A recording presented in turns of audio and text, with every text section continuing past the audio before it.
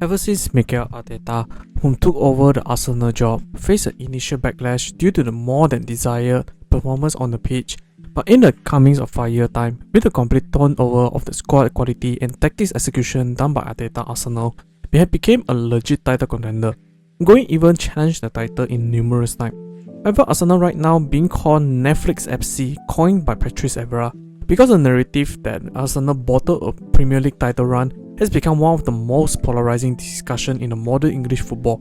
While the term is emotionally charged, it reflects the frustration of the supporters who watched the promising campaign fade under pressure. And coming into this season, despite an early season dominance and the overpowered set-piece tactics made Arsenal all than surefire to finally get the title.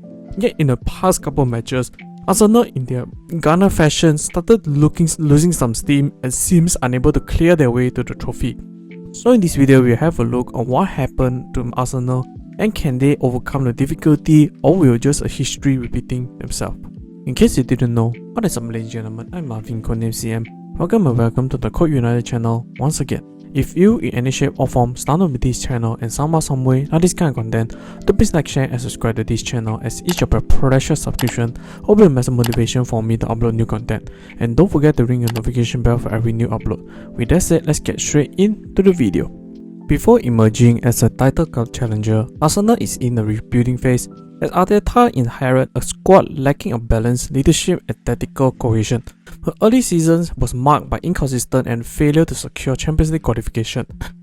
However, a steady recruitment and a clear tactical identity led to an improvement, but the changes were not without their challenges. As Arteta changes including the removal of fan favourite trio of Mesut Ozil, Lacazette and Aubameyang, but Arteta replaced them with a younger, hungrier and even far more tactical versatility of the likes of Saka, Odegaard and Martinelli. But in the 22-23 season is the season where Arsenal project started to come to fruition. Came into the season as the second youngest team in Premier League with an average starting age of 25, where Arsenal came in swinging like no others, even led the leagues for the much of the campaign, playing dynamic, high-tempo football, their youthful energy and fearless pressing and the admiration across England, winning 14 games out of 16 before the 2022 World Cup. Even yet, as the season entered its decisive months, drop points against mid-table side and heavy defeat to direct rivals shift the momentum away from them. Especially during the April, going 4 games without a win, and particularly the 4-1 loss to Man City was a dagger to the youthful Arsenal, and from there Arsenal did not recover, letting the title to Man City. Rather than a sudden collapse, critics argue that this was a team that's still learning how to manage expectation and the pressure at the highest level. But despite the mention, Arsenal is still a very young team. The subsequent 23-24, 24-25 and even 25-26 right now was a very similar path, as Arsenal take most of the league just to lose out the race for the other rivals took over for the title, either by Man City or Liverpool. As for this season, it seems more likely Man City will again take the lead. Deja vu, innit? But there were several factors contribute to Arsenal's flattered title push. Inexperienced, as spoken earlier, Arsenal's squad was one of the youngest amongst the top contender, with few players had experienced the sustaining the title race for over 38 games. But this can be mitigated by times once the young player turn into the experienced one. However, if a much senior player with championship experience often would be very valuable when it comes to crunch time. Next one, the squad depth issue. Given that Arsenal has been consistently on top of the table, meant they were in many competitions like cup games in Europe, and more matches meant that injuries to key players were very prone, thus may expose limitation. For instance, previous seasons, the Arsenal first choice defenders like Gabriel and Saliba were unavailable. Their depth left with veterans like Holding may not be enough for the title chaser like Arsenal, and the lack of availability by top players caused the performance level dip noticeably. But Arsenal has also addressed this issue by bringing several top-level signings, either the first team or the squad depth, especially on defender side with bucket loads of players. Next, a direct rival strength. Premier League as per right now often referred as the most competitive league in the world due to the capability of the spending for reinforcement, not just by the big 6 team, but all the teams across the English league.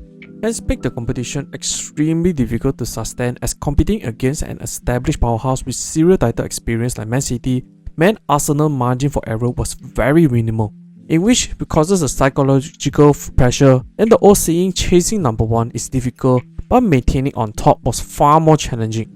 because leading the leagues changed the whole dynamic on the players' mindset. The reason being that every matches become a must-win scenario and the momentum swing was magnified, as any drop point became very detrimental, whereby allowed all kinds of chance for other teams to catch up easily. Other than a simple case of bottling, these elements suggest Arsenal some structural growing pains and some of the reason they were unable to make a long-term push for the title. But to counter all the above issues, Arsenal and Arteta make a new point of squad changes and the evolution that Arsenal, of course, part of the rich history and title contender. They were not shy on making top investment into the team, as invested heavily strengthened depth and versatility, and recruitment focused on tactical flexibility, midfield control, defensive stability and leadership presence. They make several top signings like Declan Rice for more than £100 million, solidified their midfield, Kai Havertz for £60 million for the frontline versatility, Jurgen Timber for his defensive intelligence for £40 million, and Martin Zubimendi paired with Rice on midfield plus the tempo control for £55 million, as with the additional creative output from the number 10 position for £67 million, and lastly Victor Gyökeres for £63 million for the ruthless goal scoring that Arsenal lacked. But the aim was to transform from a promising young core into the resilient title winning machine. While the squad upgrades improve competitiveness, integration periods and tactical adjustments sometimes will disrupt the team's rhythm. Big signings will also carry expectation, and not all of them transform are seamless. With most notable, Gyökeres, in spite his all-time goal scoring record in Sporting, he was unable to replicate the form in England. Instead was clowned for his lack of flat technical ability, as he was yet to really settle himself into the Gunner shirt. Squad turnover in modern football is delicate, improve too slowly and stagnate, change too quickly, and will lose the team's chemistry. But most question was asked and definitely was on Mikel Arteta and their coaching changes this season. The former Arsenal keeper deserved the credit for restoring Arsenal to elite status.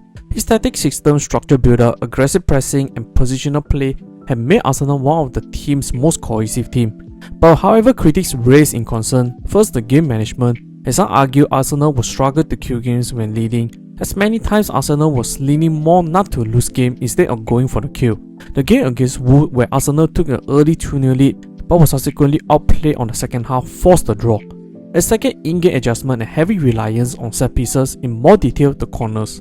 Tactical changes during critical matches by Arteta may not be his most known aspect, but his match setup and come to question. Although praise need to be given, Arsenal making corners a daily weapon at the same time have brought a new trend that other top Premier League teams have emphasized in that aspect. When Arsenal in recent matches has struggled to make open play goals, causes a dull and unaligned pass around. But next one, the emotional intensity. The lack of consistent form late into the season can also be held on Arteta's shoulder, as his passionate touchline presence energizes players, but detractors question whether it amplifies pressure in tense moments. But why he unable to have his team make a constant push, as this was part of a head coach job. But supporters counter he had evaluated the club far beyond expectation, and that short-term setbacks are part of the long-term growth. But in conclusion, labeling Arsenal campaign as a bottle job simplified a complex reality.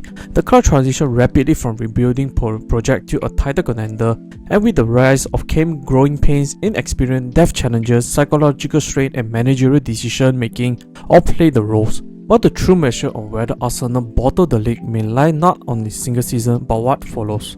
If they learn, adapt and convert near miss into trophies, the narrative will shift from collapse to evolution. If a similar pattern persists, criticism of squad construction and Arteta leadership will only intensify. In elite sport, the line between the growth and failure is razor thin. Arsenal's recent season sit precise on that edge. That's the end of the video. What do you guys feel? Do you think Arsenal will still bottle their league and unable to win the grand prize? Or if you do, what would be the reason? Comment down below so we can have a discussion. Hope you enjoyed this video. I'll see you all in the next one.